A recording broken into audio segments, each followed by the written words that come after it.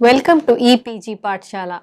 I am Aparna, working as scientist in MFPI Quality Control Laboratory, Professor Jayashankar, Telangana State Agricultural University, Hyderabad.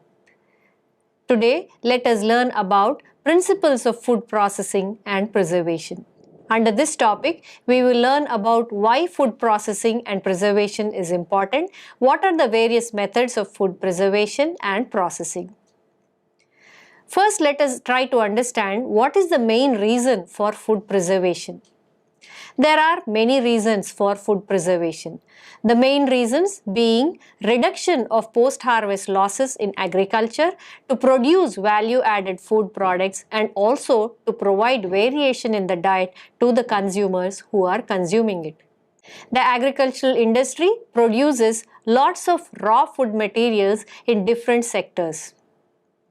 Inadequate management or improper planning in agricultural production can be overcome by avoiding inappropriate areas, times and amounts of raw materials, as well as by increasing the storage life by using simple methods of food preservation.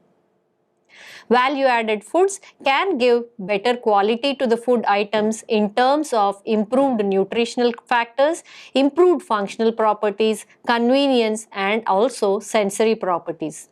In food preservation, the important points that need to be considered are: one is the desired level of quality.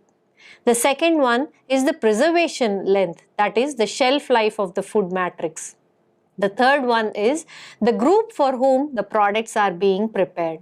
So these are the three reasons or 3 points which are to be considered when we are preserving the food matrix. Now let us try to understand about the preservation of foods. After storage of a preserved food for a certain period, one or more of its quality attributes may reach to an undesirable state. Quality is an elusive, ever-changing concept, and in general, it is defined as the degree of fitness for use or the condition indicated by the satisfaction level of the customer or the consumer. When food has deteriorated to such an extent that it is considered unsuitable or unfit for consumption, then it is said to have reached the end of its shelf life. The product quality attributors can be quite varied, such as appearance, sensory properties, microbial characteristics, etc.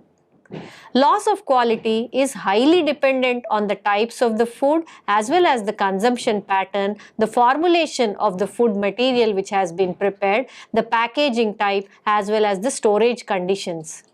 The product quality can be defined by using many factors including appearance, yield, eating characteristics or the sensory characteristics as well as the microbiological characteristics. But ultimately, the final use must provide a pleasurable experience to the consumer when he consumes the preserved food. The various stages of food production, manufacture, storage, distribution and sales are to be understood before we understand the preservation procedures. Let us try to understand the various stages of food production first. The quality loss during these various stages of food production, manufacturing, storage and distribution is very important to understand because the quality depends on the overall control of the entire processing chain, right from harvest of the food matrix till the consumption. The major quality loss mechanisms and consequences need to be understood. There are 3 different mechanisms. One is microbiological growth, second is off flavor or off odor development, third one is the toxin production. The microorganisms or the microbial growth could be because of enzymatic reasons where browning can be a result. It could be because of chemical reasons where the color change in the food matrix could be a result. The third one is the physical changes, where you see that the food matrix has undergone physical changes to an undesirable level. Then we also have the microbial growth due to mechanical reasons, like for example, bruising during the harvesting of fruit or vegetable, etc. can lead to changes in the microbial organism growth in the bruised parts of the food matrices. Then we have the second quality loss mechanism, that is the changes in flavor or odor or aroma of the food materials. We can have enzymatic reasons for this, where you will see that color change could be a result. Then we also have chemical reasons for that, where you will see that the flavor loss or undesirable odors have developed in the food matrices. And there also could be physical changes or physical reasons where you see that there is a controlled release of the off flavors or off odors. And we also have some mechanical reasons like cracking up of the food material or disturbance or bruise in the entire food matrix, where you can see that off odors or off flavors can develop. Then the third quality loss mechanism is toxin production. We have the enzymatic releases we have the enzymatic activity which can lead to off flavors, and we also have some chemical changes like non-enzymatic browning, nutrient loss, redox reactions, etc. and physical reasons like flavor encapsulation, changes in the phases, recrystallization, shrinkage or shriveling of the food material, or any kind of changes during the transportation of the food matrices. And we also have the mechanical changes like the damages which can lead to pressure and different kinds of changes. All these enzymatic, chemical, physical and mechanical reasons can contribute to the toxin production quality loss. Now, after understanding the quality loss mechanisms, we also will understand the stages of the food processing. Let us now try to understand the factors which will affect the food quality, safety and choice also. If we look at the quality parameters, the factors which affect the quality parameters are: the food can become unsafe because of high levels of microorganisms, high levels of pathogens or microbial toxins, or presence of parasites, toxic chemicals, radioactive hazards, pesticides, insecticides, etc. Then we have the safety parameters, and these safety parameters could be because of changes in the packaging material, color, aroma, organoleptic and sensory changes can lead to the safety issues. Then we have the factors which will affect the food choice. For example, the advertisement, the media, public knowledge about the importance and significance of the food, social factors, economic factors, consumers' perception about the food, the media reports, past experiences, attitudes and expectations all can lead to changes in the choice of a consumer. Apart from that, the choice can be affected by factors like sensory factors, nutritive factors, functional factors and convenience factors. Now, after understanding the major mechanisms of quality loss and the factors which will affect the food quality, safety and choice of the consumer, we will try to understand the causes of deterioration in the food matrices. After understanding the factors affecting the food quality, let us now try to understand the causes of deterioration in the food. There are mechanical, physical and chemical causes and microbial effects which can lead to food deterioration and food spoilage. Damage can start at the initial point by mishandling of foods during harvesting, processing and distribution, which may lead to ultimate reduction of the shelf life. Other examples of the food deterioration could be because of bruising of fruits and vegetables during harvesting and post-harvest handling, which can lead to development of rot, etc. Then other reasons could be the loss of water in tuberous and green leafy vegetables because of low humidity, high temperature, etc., which will subsequently render them to wilt and shrivel. Then the third deterioration could be in the dried fruits which are kept in high humid conditions, which may pick up the moisture and they can become spongy. The four sources of microbial contamination in the foods which will lead to deterioration are soil, water, air and animals. In preservation, each component factor need to be controlled or maintained at a desirable level. During storage and distribution, foods are exposed to a wide range of environmental conditions. The environmental factors such as pressure, temperature, humidity, oxygen and light can trigger several reactions that may lead to food degradation. Mechanical damages like bruises and wounds on the surface of the fruits or vegetables or any other food matrices is conducive to spoilage, and it frequently causes further chemical and microbial deterioration. The peels, skins, shells constitute natural protection against any kind of spoilage by nature itself. Shriveling occurs due to loss of water in the harvested fruits and vegetables. Each microorganism has certain factors which will allow the development or suppression of the microorganisms. For example, optimal temperature is required for the growth of microorganism, optimal amount of water should be available, and also the temperatures have to be optimal to either develop or suppress the microorganisms. Bacteria that grow particularly well at low temperatures are called as psychrophilic bacteria, whereas bacteria which grow at optimal temperatures like 20 to 45 degrees centigrade are called as mesophilic bacteria, whereas the bacteria which grow above 45 degrees centigrade are called thermophilic bacteria. Depending on the types of bacteria, the processing conditions have to be optimized. Microbial growth in the foods results in food spoilage with the development of undesirable sensory properties, and in certain cases, the food can be rendered unsafe for consumption also. Microorganisms have the ability to multiply rapidly when favorable conditions are present. For food preservation activities, we have to make sure that the optimal conditions are not created for the growth of microorganisms to prevent deterioration and spoilage. Apart from these, the presence of unsaturated fatty acids in the food also is a reason for development of spoilage in the form of rancidity, especially during storage as long as air or oxygen is available.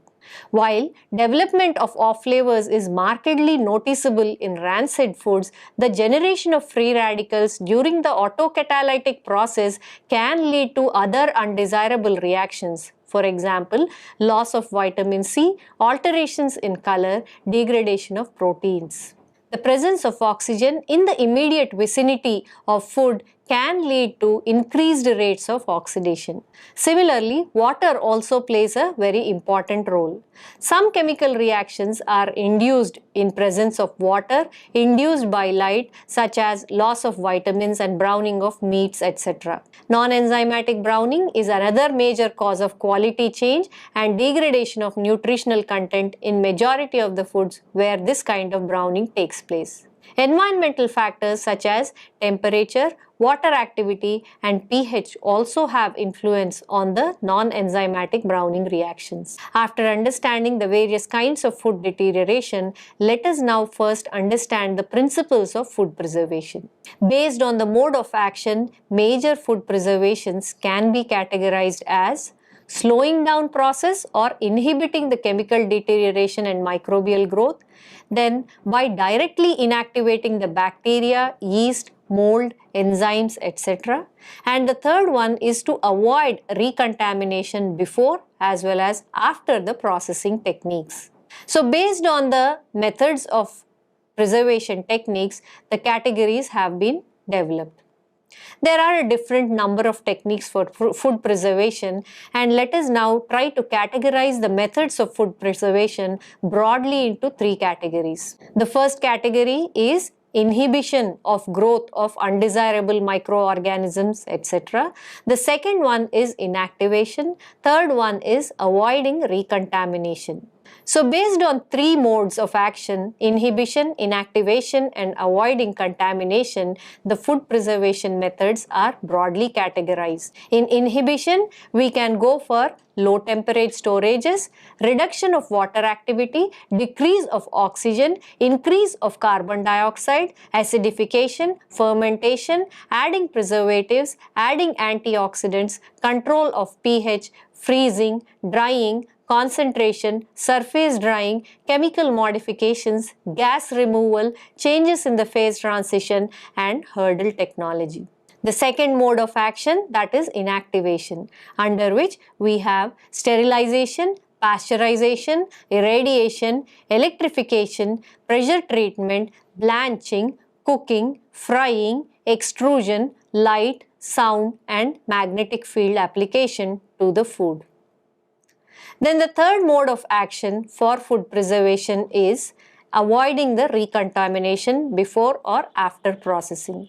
This can be done through packaging, hygienic processing, hygienic storage, aseptic packaging by adaptation of HACCP, GMP, that is good manufacturing practices, by adapting ISO 9000 techniques and methodologies, and by adapting total quality management principles, and also by risk analysis and management during the entire processing technique. So these are the three modes of action based on which the food preservation methods are based. Any good method of food preservation is the one that slows down or prevents altogether the action of agents of spoilage. Also, during the process of food preservation, the food should not be damaged. In order to achieve this, certain basic methods were applied on different types of foods. For example, in earlier days, in very cold weather conditions, ice was used to preserve the food materials. Thus, a very low temperature method became an efficient method to prevent food spoilage. The principles of food preservation are categorized into three categories. Broadly, the first one is removal of microorganisms or inactivating them. This can be done by removing the air, water, or lowering or increasing the temperature, increasing the concentration of salt or sugar or acid content in the foods. And if we want to preserve green leafy vegetables, we have to remove the moisture content or water content from the leaves so that the microorganisms cannot survive. The second principle of preservation is inactivating enzymes. Enzymes found in the foods can be inactivated by changing their conditions such as temperature and moisture when we preserve food matrices like peas, etc. The third principle of food preservation is removal of insects, worms, rats, rodents, etc. This can be done by storing the foods in dry, airtight containers where ambient conditions are maintained, avoiding the insects, rodents, rats, etc. in the food preservation area. While the currently used preservation procedures continue in one or more of these three ways, there have been great efforts to improve the quality of the food products, principally to meet the requirements of the consumers through avoidance of extreme use of any single technique. Preservation starts when the harvested foods are separated from the medium of immediate growth, or meat from the animal after the slaughter, or milk from the normal secretion of mammalian glands. Post-harvest technology is concerned with handling, preservation and storage of harvested foods and maintaining it in original integrity, freshness and quality of all the food matrices. The methods of preservation, they depend on the origin of food, particularly whether they are from the plant foods or the animal origin foods. Post-harvest handling of foods from the plant origin includes efficient control of atmospheric environment, storage and transport systems. Physical treatments usually are curing, pre-cooling, temperature treatments, cleaning, waxing, etc. Whereas chemical treatments involved are disinfection, fumigation and dipping. Chemical disinfectants also can be used to kill the microorganisms. Several chemicals are also used as means of food preservation, and some of the chemicals which are utilized for preserving the foods are chlorine, chlorine dioxide, hydrogen peroxide, ozone, peroxyacetic acid, bromine, iodine, trisodium phosphate and quaternary ammonium compounds. Although fumigants are strictly not preservatives, they can be used for insect control. Methyl bromide is again one kind of fumigant which is used, and it has got the potential to damage the atmospheric ozone also. So care has to be taken while selecting the chemical preservative also. Inhibition is one method of preservation. This method is based on inhibition, which includes those that rely on the control of the environment. and those that result from the particular methods of processing, for example, microstructural control, etc. Apart from that, it also depends on the intrinsic properties which are built into particular foods, where you can control the adjustment of water activity or pH value in the food matrix given. Then in inhibition, we have usage of chemicals. The usage of chemicals for food preservation is very well known method of preservation since many years. Wide varieties of chemicals or additives are used in food preservation to control the pH as antimicrobes, antioxidants, and also to provide functionality as well as preservation action in the food. Some additives are entirely synthetic while others are natural. Synthetic additives examples are BHT. Then natural additives can be vitamin E, vitamin A, etc. as sources of antioxidant. Irrespective of the origin of the food additives, they must accomplish some desired functions in the food to which they are added. That is, they must be safe to the consumer under intended conditions of use. Many legally permitted preservatives in food are organic acids like esters, etc., including sulfides, nitrites, acetic acid, citric acid, lactic acid, sorbic acid, benzoic acid, sodium diacetate, sodium benzoate, methyl paraben, ethyl paraben, propyl paraben, and sodium propionate. When any weak acid is dissolved in water, equilibrium is established between undissociated acid molecules and charged anions. The proportion of undissociated acid increases with decreasing the pH. There are several limitations to the value of organic acids as microbial inhibition agents in the food materials. That is, they are usually ineffective when initial levels of microorganisms load is very high. Many microorganisms use organic acids as metabolizing carbon sources. There is also an inherent variability in resistance of individual strains of microorganisms.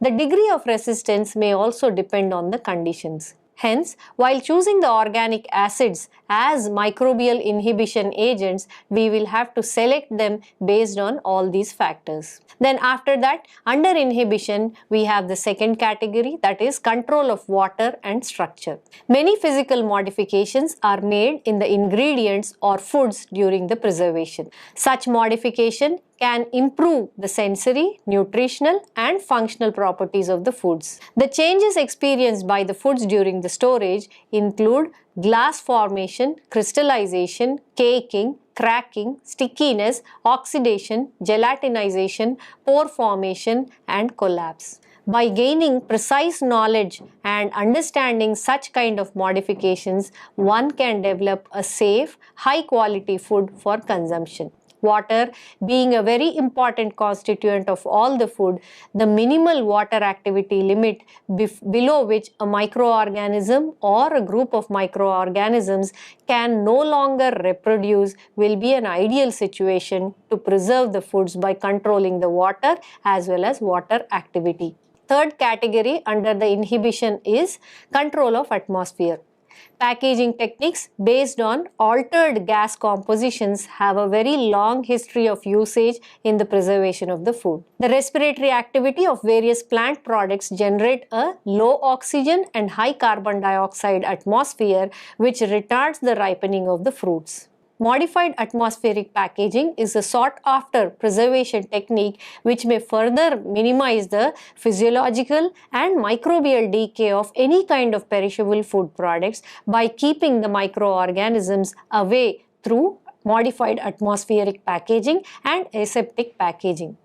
Then we have the controlled atmospheric packaging. Under the controlled atmospheric packaging, the altered gas composition inside the packaging material is monitored and maintained at a present or preset level by means of scrubbers and the inlet of gases.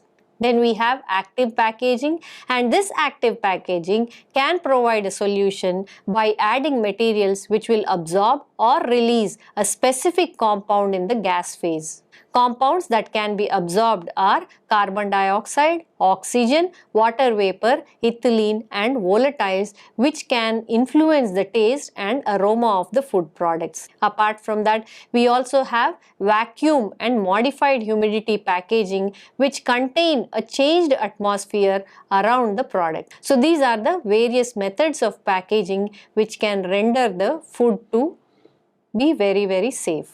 After inhibition, let us now try to understand the second principle, that is inactivation. Under inactivation, we have use of heat energy. Earlier, mostly heat was used for inactivation. Thermal inactivation is still most widely used method of food preservation. The advantages of using this heat for food preservation is that heat is very safe and chemical free. It provides tender cooked flavors and taste to the food matrices. The majority of the spoilage microorganisms are heat labile, and thermally processed foods, when packed in sterile conditions, have very long shelf life and keeping quality. Apart from the advantages, there are some disadvantages also, which are overcooking or cooked flavor can be imparted to the preserved and processed food. Apart from that, textural disintegration can also be another disadvantage. Then apart from the cooked flavor and textural degradation, we can also see that there will be nutritional degradation which will result from high temperature processing. Then after the use of heat energy, we have the second category, that is use of high pressure and ultrasound.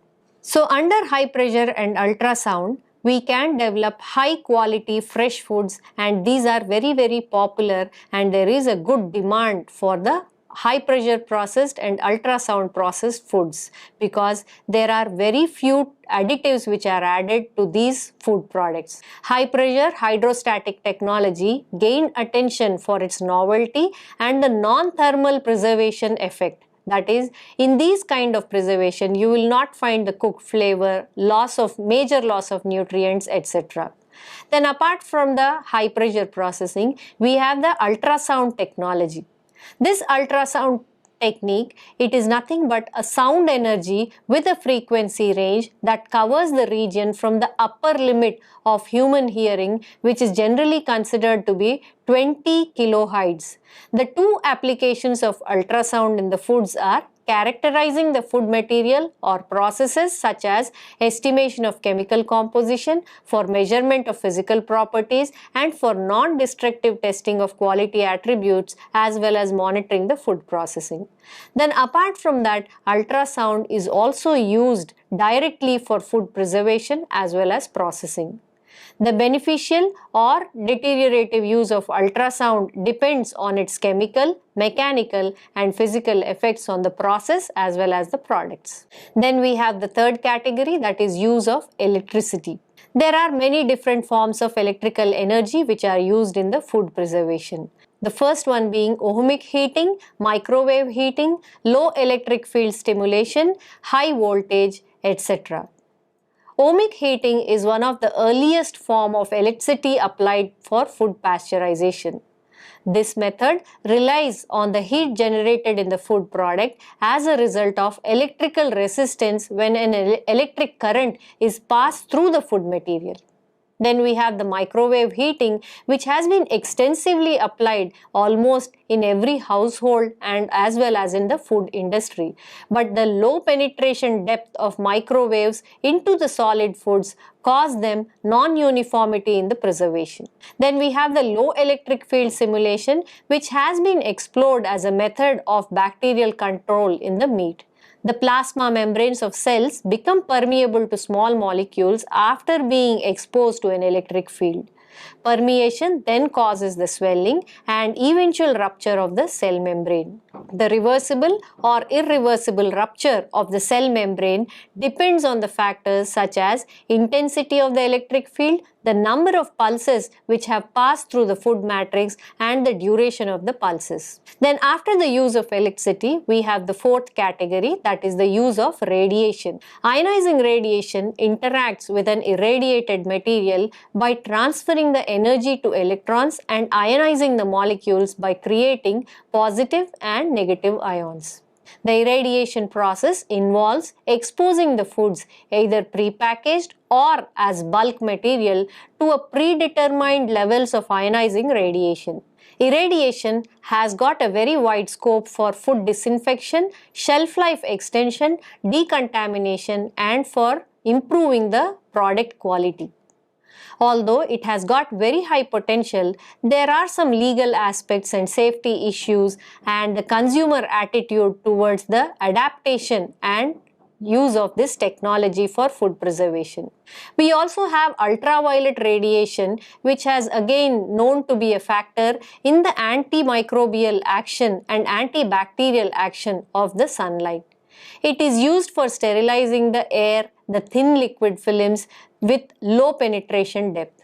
We also have pulsed light, which is again a sterilization method in applications where light can access all important volume and surfaces in the food preservation techniques. Then we have the usage of magnetic fields. Magnetism is a phenomena by which materials exert an attractive or repulsive force on the materials. The origin of magnetism lies in the orbital and spin motions of electrons and how the electrons interact with each other. The magnetic fields have potential in pasteurization, sterilization, and in enhancing other factors beneficial to the processing in the food preservation. Then let us now try to understand the third principle of food preservation, that is avoiding recontamination.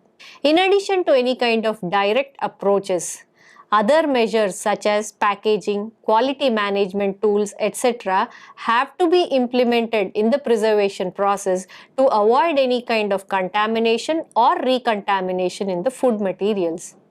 Although these methods are not preservation techniques, but still they play a very important role in producing high quality safe foods. With respect to the procedures that restrict the access of microorganisms to the food, the employment of aseptic packaging technique for thermally processed foods has expanded greatly in the recent years, both in the number of applications and also in the number of alternative techniques which are commonly available. The first is to control the local environmental conditions to enhance the storage life. The second is the display, that is preservation of the food in an attractive manner to the consumer. The third function is to protect the product during the transit to the consumer. Then there is a new concept of active or live packaging materials.